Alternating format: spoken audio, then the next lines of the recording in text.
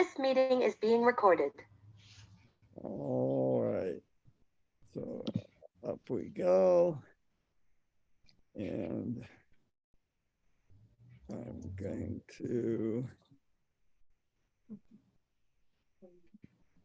slideshow. And slide. Okay, I hope you're seeing the slide of water. Yep. Yes. Okay. Well, last week I said there was some breakthrough deal. It was an article in the New York Times, but that was premature. They've looked at the small print, and Mercury News has come out with a couple of articles saying, oh, this just kicks the can down the road rather than dealing with the crisis. And then they wrote another one a couple of days after that, dark hidden currents, using the water metaphor. A lot of uncertainties in this. So by the time we really do a deep dive into California water, which is a fun topic, let's hope that this is cleared up a little bit. I want to thank Mike Stein. He has lent me this historical atlas of California. So once we get back there and Roaring, we've got a great atlas to draw on, and I'll make slides of selected maps and drawings. And then I want to expand on something else Mike recommended, Ray Dalio. So this is the book, and about the changing world order, mostly about China. But there's also a YouTube that he put out that has got 33 million hits. So pretty popular. You might want to take a look at it. And then there's a book review in the Wall Street Journal on Dalio's book. So thanks again, Mike. It's always good. And then just expanding a little bit more on the topic of autocracy and propaganda within autocracies. Bob Oxenberg sent around the information about this movie that India, Bollywood is putting out that vilifies Muslims, and the plot focuses on Muslim roommates, and they make derogatory comments about Hindu gods. Well, there's an awful lot of Hindu gods. There's, I think, 5 million? And there's some comment on there that women who wear hijabs never get raped. The directors of the movie gave an interview to the press saying they've done a service by pointing out this Muslim conspiracy in their society, and that India needs to be woken up. So that's kind of nasty. In the trailer, there's a suggestion that Hindu women who marry Muslim men have been brainwashed, and they're going to join ISIS. The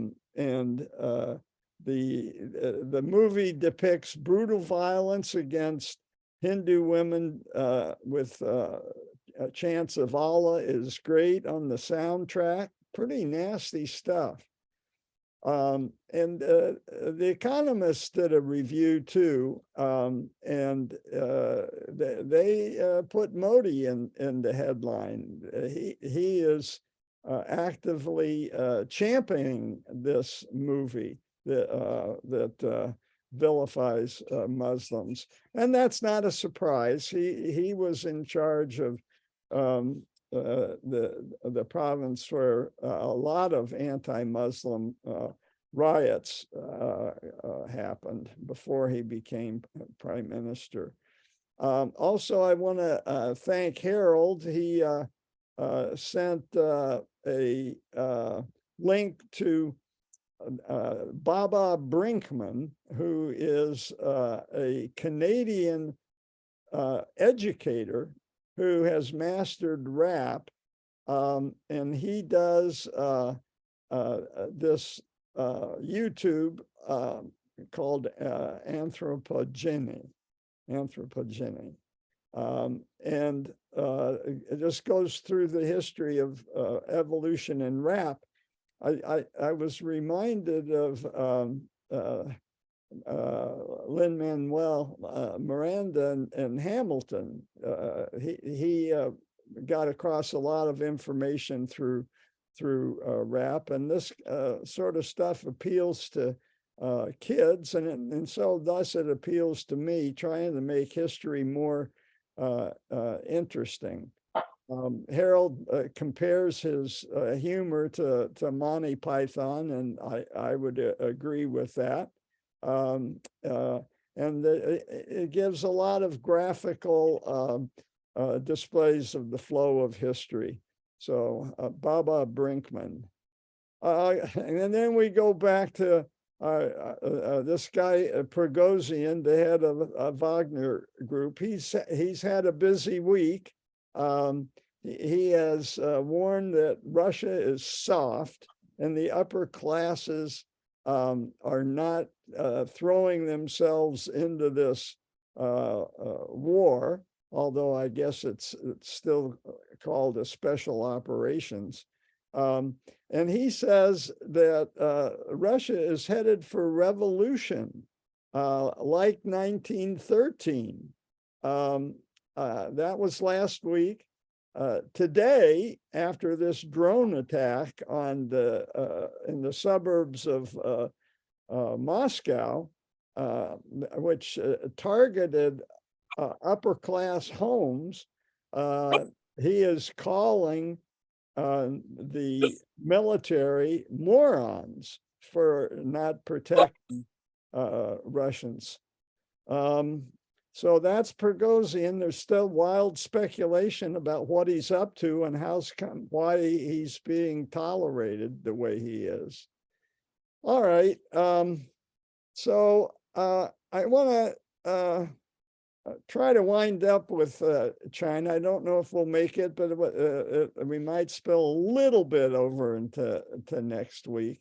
But I want to start with the topic of China and human rights, because they've been blamed for the Uyghurs. International law is quoted, but they retort, "Hey, you know what? Human rights," and they go back in history. They've got a long memory of what they call 150 years of humiliation, where they went from being the most productive country in the world to being a target of colonials. And they point out, and they haven't forgot what happened in America, specifically in this state, specifically in this region. It all started really in San Francisco labor unions, where Irish radicals pushed anti-Chinese legislation, and pretty soon you had a state law, and pretty soon you had a national law in the 1920s. So they don't take being lectured to about human rights very well. And she also brings back the memories of the Japan occupation and how awful it was, the rape of Nanking. And so when somebody brings up to him, the West is very active in international diplomacy because we were so scarred by the Holocaust. Well, he says we had our Holocaust too, and it was at the hands of colonialism. Now, this particular incident wasn't European colonialism; it was right next door colonialism. Nevertheless, we continue to lecture them on the Uyghurs. And anytime we use a term like genocide or crimes against humanity, that triggers alarm bells in China. And Pompeo was the first one to use the term genocide for the re-education camps. I guess the birth rate of Uyghurs was also targeted, and that would qualify as genocide. But I certainly don't know the details of that. But these are the terms of the argument that's going on with China and their sensitivity to it. The other thing is the Chinese use of technology on the Uyghurs, but also on Tibetans. Apparently, every small part of every neighborhood in the capital of Tibet is subject to cameras and face recognition. So it really is a sort of big brother proposition. And if it's not our governments, it's NGOs that have been highly critical of China's use of facial recognition in minority communities. So I'm going to talk and quote a couple of people. They were featured in the Economist article, What Does China Want? And I thought these were reasonable, well-spoken Chinese that made some points that deserve our attention. Jia, he admits that some of China's policies against the Uyghurs are harsh and tough. But he points out, we don't take well to being criticized by America, especially when we think your gun violence is intolerable. Or we think what happened in Afghanistan under your watch was also terrible.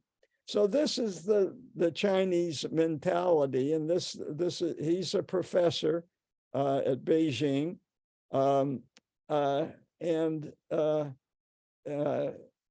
they don't claim that China has the right to impose sanctions on us because of our gun violence. It's not comparable, of course it isn't. It's very different, but I present it because this is the way the Chinese think about it, and we have to understand, be empathetic to the way they think about it. They have had problems with Uyghurs. They are not picking them at random. They, in 2014, a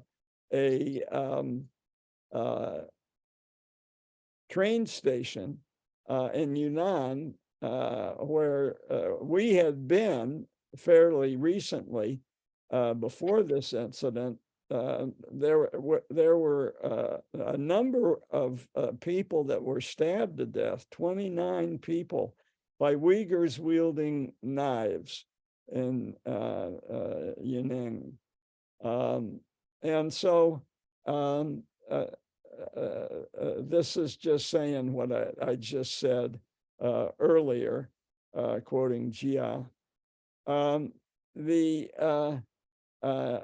and they don't see anything magic about 1945 when we came up with the UN and Bretton Woods and eventually came up with human rights. They have limited nostalgia. They are focused more on their own history and their 150 years of humiliation. And yeah, this came up in a conversation between Xi and Merkel, reported in The Economist. So specifically, a conversation with Merkel, who was then Chancellor of Germany. And the year 1949 is important. It's when the Chinese Revolution was complete. Chiang Kai-shek was dispelled to Taiwan.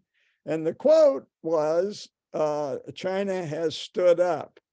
And when you go to museums in China, you hear the audio of it. Of course, we can't understand it specifically, but that's a famous quote. That was the end of 150 years of humiliation in the eyes of many Chinese. The problem was that we went on to support Chiang Kai-shek and his wife, who was one of the Song sisters, very reactionary. And that is a part of their beef. Japan had played a role in that too. They occupied Taiwan in 1895 and maintained control of it. I'll get to the history of Taiwan a little bit later. But last week, I mentioned that it was Deng Xiaoping and his foreign policy that had been in sway ever since his reforms in the 1980s. And specifically, what did he say? And he was drawing on the philosophy of Sun Tzu, China's ancient military master. And what he said was, bide our time, maintain a low profile, eschew leadership, keep your head down. And that's what China has done.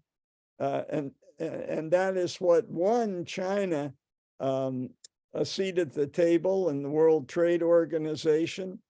Deng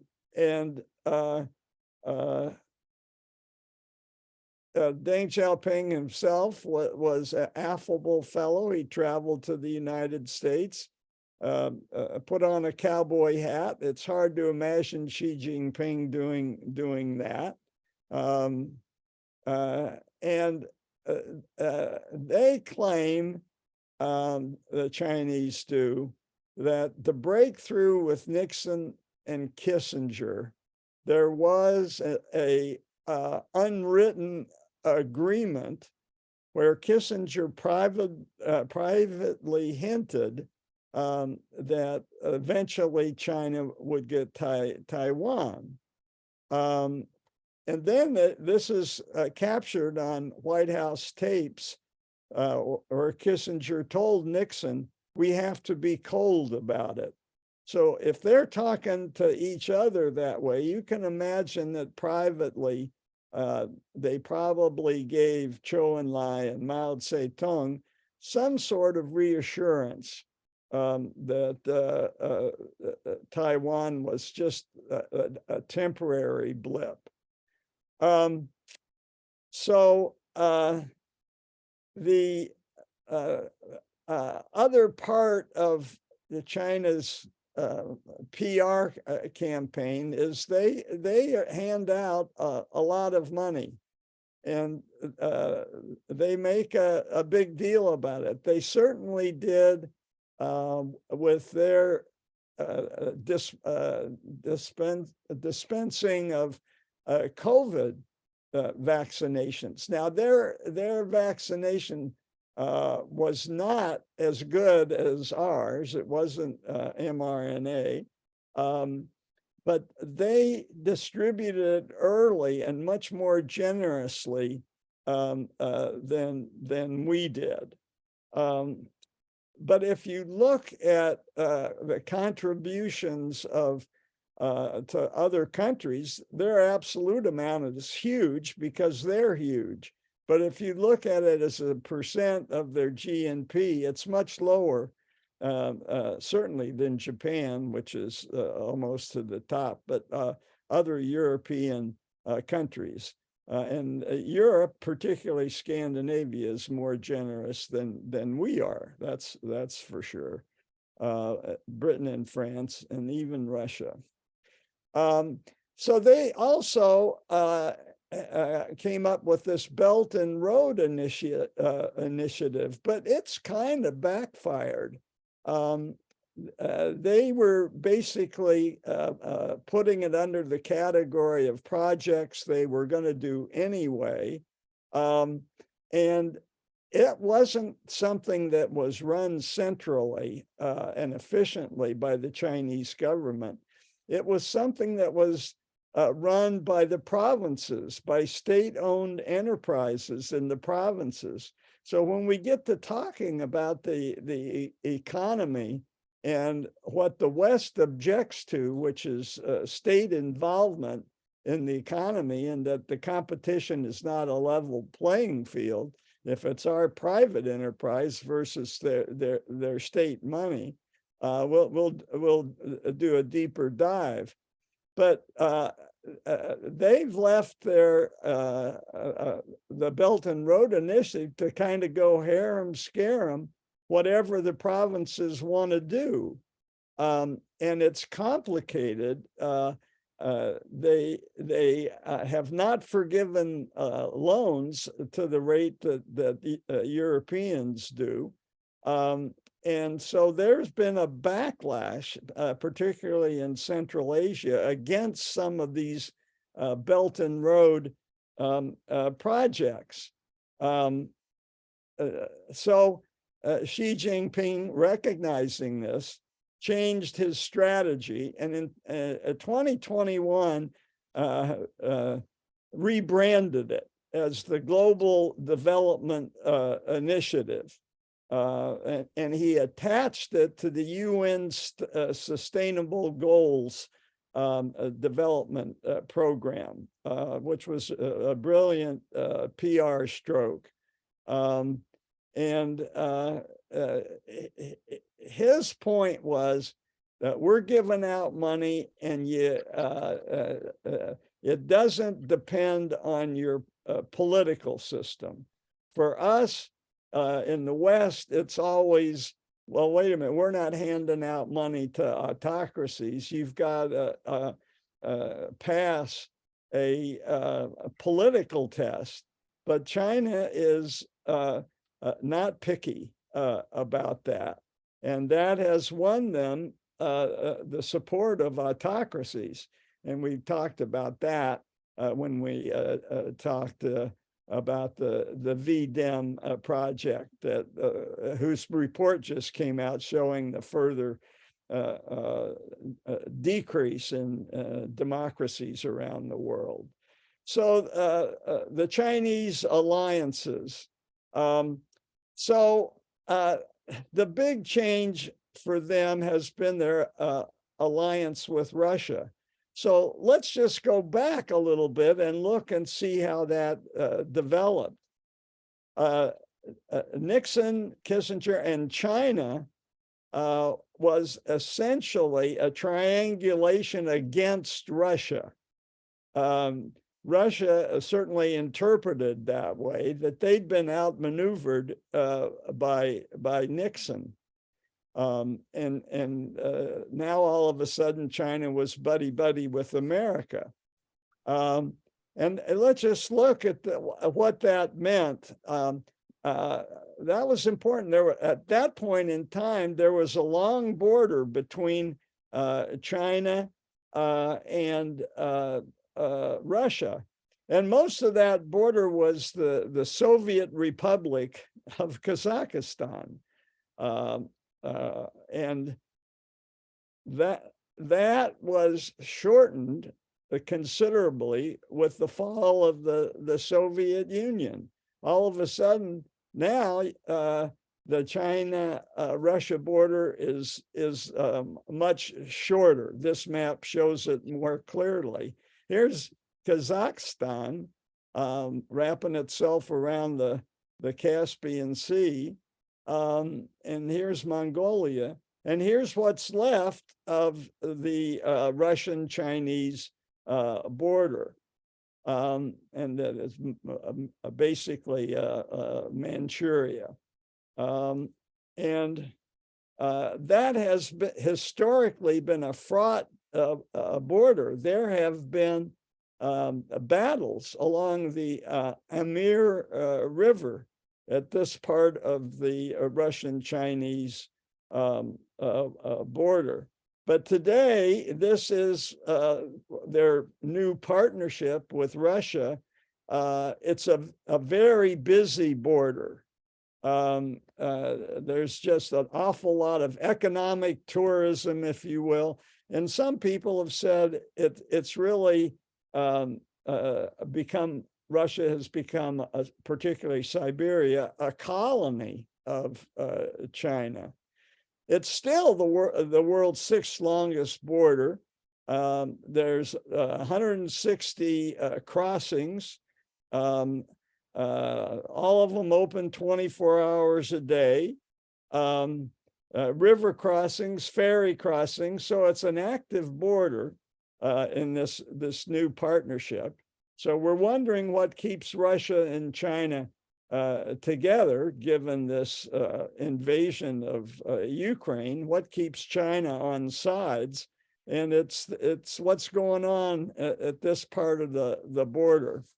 So I want to also review the history of Russian grievance. We've been over this fairly recently, but I want to do it in the context of Chinese grievance against European foreign policy, because it's their mutual grievance against the West that is binding them together. And I'd say an important starting point, particularly for Putin, was Clinton. And he had great remorse over not taking action in Rwanda. And so when Kosovo started to deteriorate, and it looked like Milosevic was perfectly capable of war crimes, as he was in Bosnia, Clinton got NATO together. NATO, okay, not the United Nations, because Russia had a veto in the United Nations, so nobody would even try. But they got a NATO alliance to intervene in Kosovo. And in that larger context, the American activism had expressed itself in Kurdistan. And of course, a few years later, we're going to see Iraq, and a few years after that, Obama in Syria. And all these things prompted Russian grievance, and they took action in Syria and went into Syria. They got a port out of it on south of the Black Sea, so they got something out of it. But some of it was just to counter America and exercise get rid of some of their frustration with American foreign policy. So America, of course, they couldn't get through the United Nations. It wasn't just Russia's veto. It was France. And so Bush went ahead anyway, famously, with the coalition of the willing, which I think amounted to a handful of very small countries, including Micronesia. This brings up the larger question that haunted Clinton about Rwanda and to a lesser degree Bosnia and why we went into Kosovo.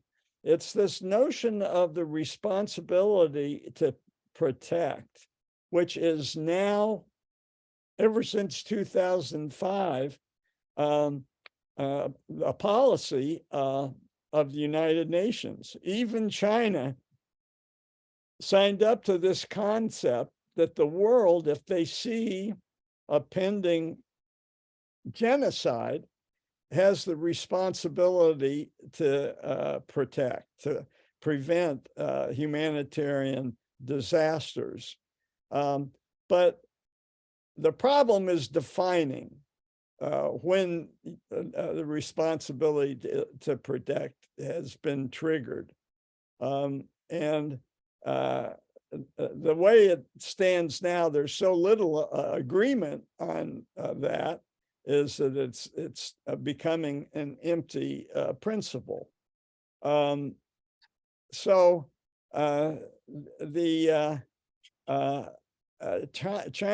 in particular has been hostile to American claims that it was responsibility to protect in Iraq, Afghanistan, and Libya. That was the motivation. And then, of course, it's been quoted in the context of Uyghurs, which infuriates the Chinese. The responsibility to protect, we haven't had a stellar outcome in the places where we've intervened in the Middle East, and we're certainly perceived as retreating in the Middle East. Saudi Arabia certainly thought that we should have been stronger in Syria when Assad used chemical warfare. And now Saudi Arabia and Assad are cozying up again as of last month. And of course, we failed in Afghanistan spectacularly.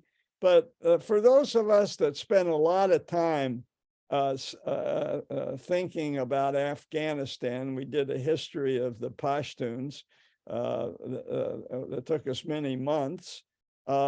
We pretty much came to the conclusion that it's really the geography of that place. It's really hard to establish a central government. It appears that Taliban's having the same problem, and they're dealing with jihadist groups from Saudi Arabia, Wahhabis. This now has become China's problem. China wants to develop the minerals of Afghanistan. They're considerable. We went through those when we were doing Afghanistan. But the Wahhabis have targeted the China embassy in Afghanistan. So there, as some people pointed out, China had a free police protection for 20 years when America was there trying to establish a state. And China could come and go under the protection of American troops. Yes, Jim. Maybe a brief review, please, of who the Wahhabists are. Was that 2001? So, yeah, we went, the Wahhabists were in 2001. We've talked about the different jihadist traditions. The Wahhabists came out of the desert at the same time that the Saudis did. The Saud was the head of a tribe, and he went into a holy alliance with this mystic in 1740. Now, I'm not going to continue on that timeline. It's a fascinating timeline, but there were connections between Wahhabists then and radical Muslims in India, whose goal was to throw out the British. So there's been a connection between Wahhabism and radical Muslims in India and therefore Afghanistan for almost 300 years. But they're very different. The Wahhabists are from the Sunni stream, okay, as are the Wahhabists in India. But if you look at the different schools of Islam, they're from very different schools. And the center of the jihadists in India and Afghanistan and Pakistan is the Deobandi group, which is centered in a very small town in northern India.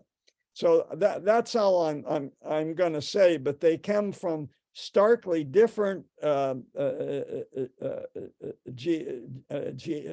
geographical locations, and also theologically separate. Maybe as much of a difference as Catholics and Protestants. And they're still fighting today. When the Taliban first took control, the first person they executed was a Wahhabist who'd been captured by the Americans. And this group of Wahhabists, they're ISIS-K, Khuranistan is what the K stands for. They continue to launch terrorist attacks in Afghanistan. So these extremists, they hold grudges. Is your hand still up, Jim? Okay. Any questions about that? Kind of a long-winded answer, but I think it's really fascinating stuff. I wouldn't mind going over this stuff again. I've got some nice graphics on the different religious traditions, much like Ramsey's graphics on how Protestantism and Christianity evolved and broke up into little splinters. All right. The other thing that China hates is meddling, specifically our meddling in any country where they are, and particularly our meddling in Taiwan. So they believe that beyond it should be beyond the range of our meddling, is they should have a right to what they call national reunification. And so that's why when Nancy Pelosi went, you got Chinese warplanes activated. It's why you're getting all this talk, war talk about China finally taking Taiwan back. Well, how long have they had it? We'll get to that in just a second.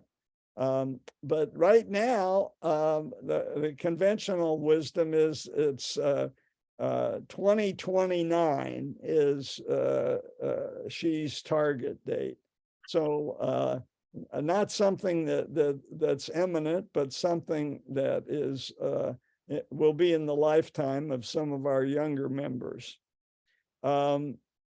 So China has this resentment of our other meddling in their area. Besides Taiwan, we have very close contact with the Asian tigers commercially. That's traditionally been Hong Kong and Singapore.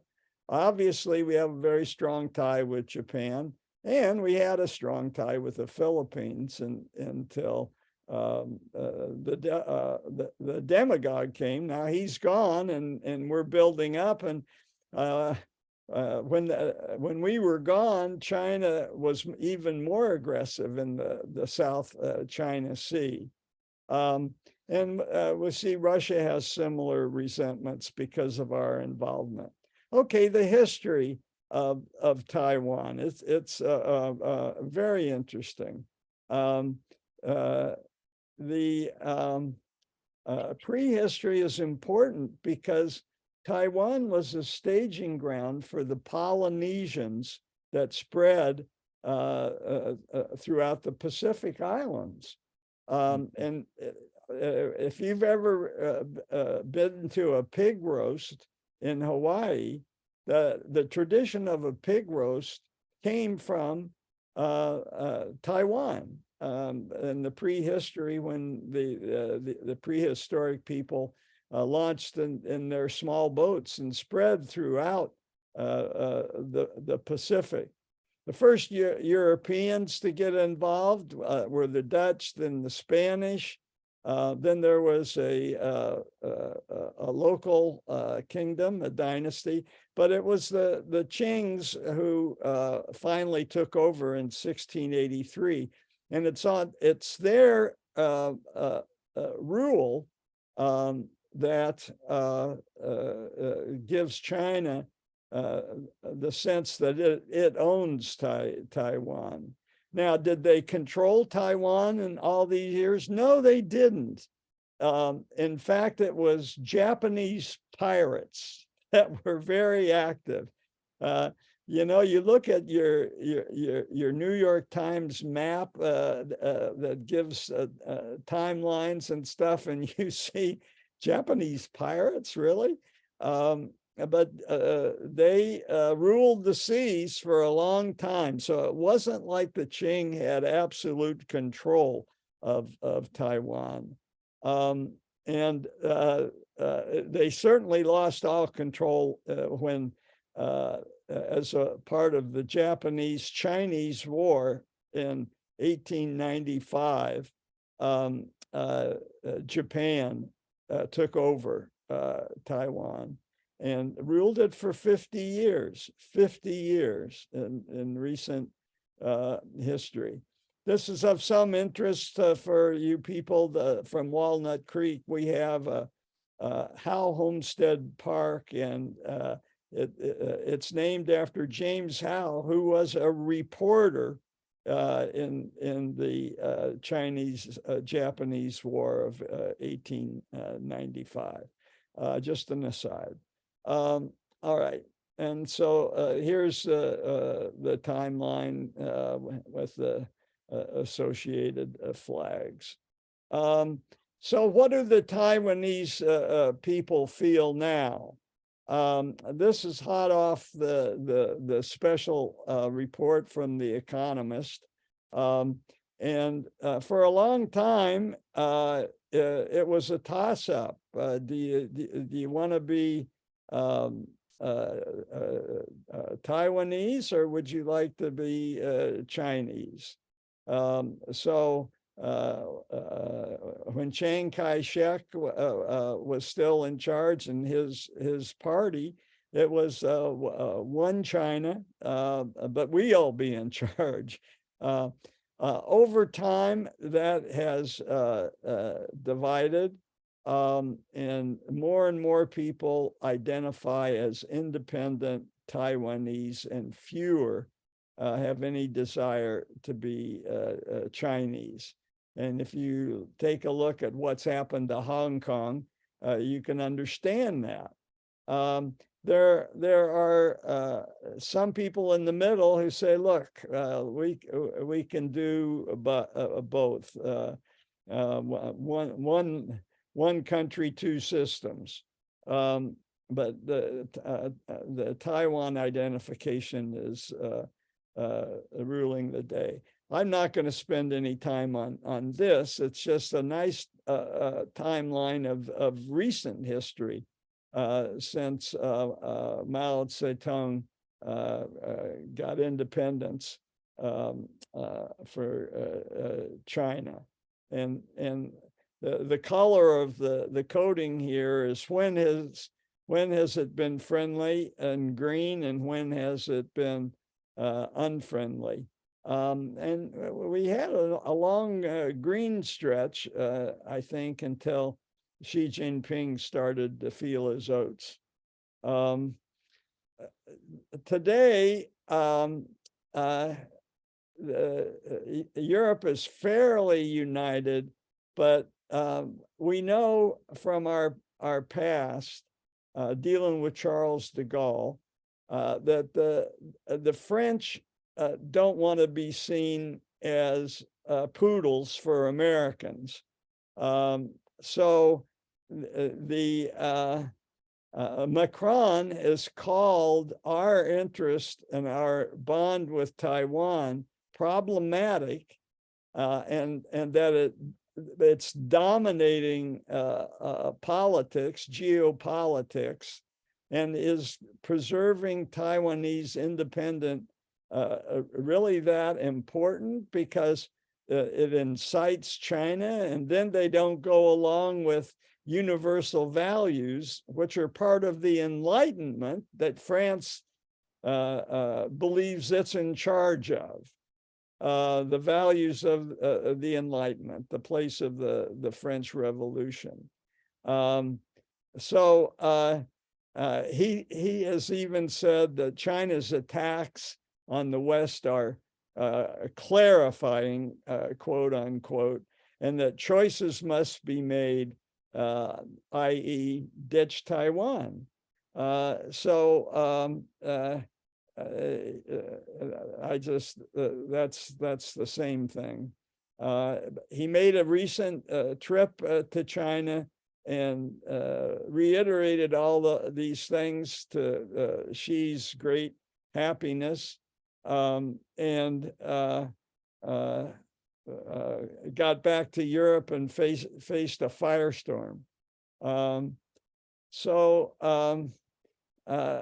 Let's talk a little bit about Chinese nationalism that we see emerging. The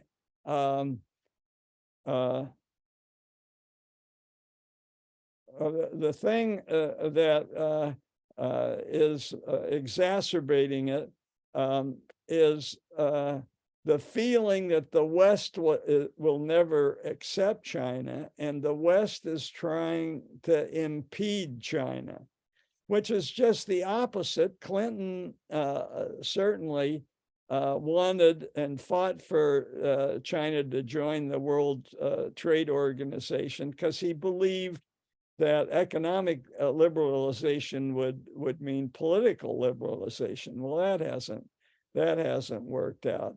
But one observer, a historian, said, you know, this kind of language about never being accepted was the same kind of language that Japan used 100 years ago. And that was when the West had a boycott of oil against Japan. And of course, that's what led to Pearl Harbor. I talked to you about the editor of The Economist, who recently visited China, and she was very perturbed by the language that was being used and the pessimism that was being used. And she found that when we have little splinter groups in America that make anti-Chinese statements, it's perceived in China as official policy. And that's a problem, because we've got mutual distrust being fed by extremists. Angela Merkel, when she went and visited and had that conversation with Xi Jinping, she pointed out to him, you know, Germany's obliged, because of its history, to be generous to its smaller neighbors, hint, hint. And she was quoted as saying, you know, when China was a nice guy to its neighbors, we got taken advantage of, the 150 years of humiliation. So in that moment, you can see she revealing a little something about his mindset.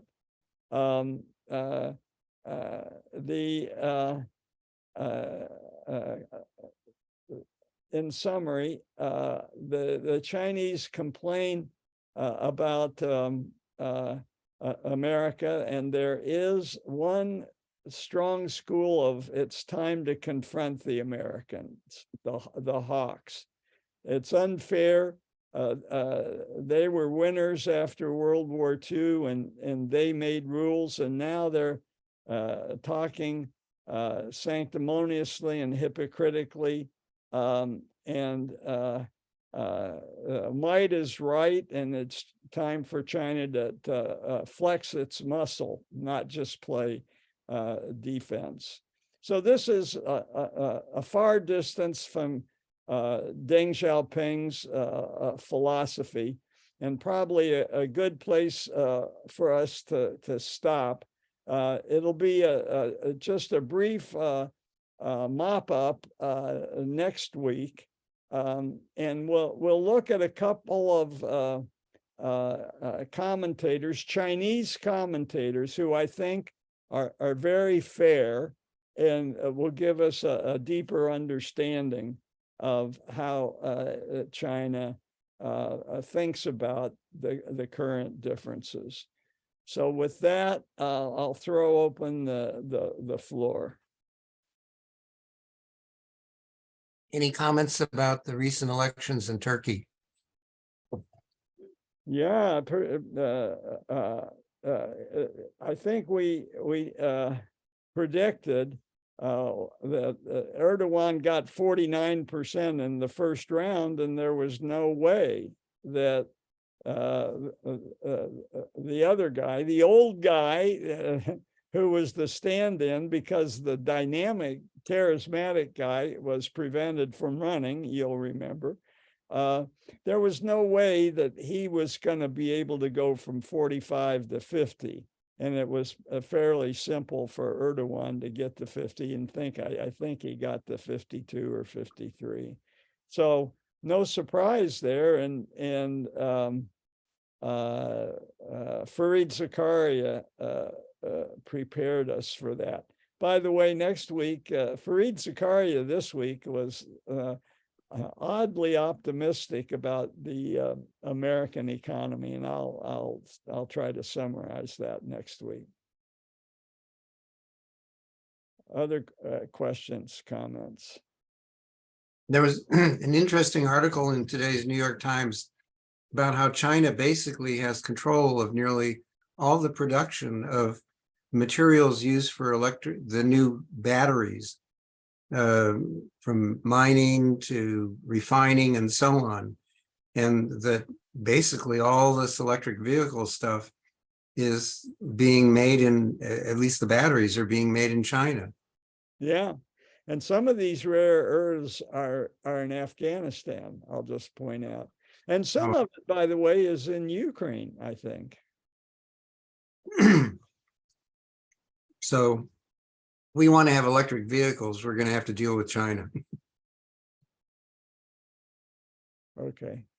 Yeah. It's a big world. Our son had his, oh, I'm muted. Our son had his catalytic converter stolen 3 times. What? 3 times. For the rare metals. Where was he living at the time? Well, twice at, no, once at UC Davis and twice at my mother's house in San Diego. I was going to make a comment about, the Olympics have Taiwan as a independent country. And so China hasn't prevailed there. Whereas I think the Olympic development wants as many countries as possible. They have Puerto Rico independently represented as well. Yeah. Just a side note on that, Asian side note. When Japan hosted the Olympics, no, when I think South Korea hosted the Olympics, they had a big pissing contest about how to spell Korea, right? So there was one way to spell Korea where it would come before China, and therefore be ahead of China in the parade, or spell the other way. I may not have all those details right, but you get that was the controversy. It all came down to how to spell Korea and how to render it into the Western alphabet. Yeah. How are we? Are we okay? See y'all next week. We'll finish China and we'll get back to San Diego. I promise. Unless something else happens. What could happen? Budget not passing. What's the latest on Tulare Reservoir or the lake? I haven't heard. Has anybody else? We don't have peppers on. I think the weather has allowed it to slowly melt, Yeah. and it's not filling as fast as they predicted originally. So that may be just delaying the inevitable, but so far it seems to be on a good trajectory for humans anyway. Well, the more time it has to seep back into the aquifer, and or probably more importantly to evaporate, we'll see. Okay. All right. Thank you, John. Thanks, John. Thank you. See Ciao. y'all. Sweet. That was great.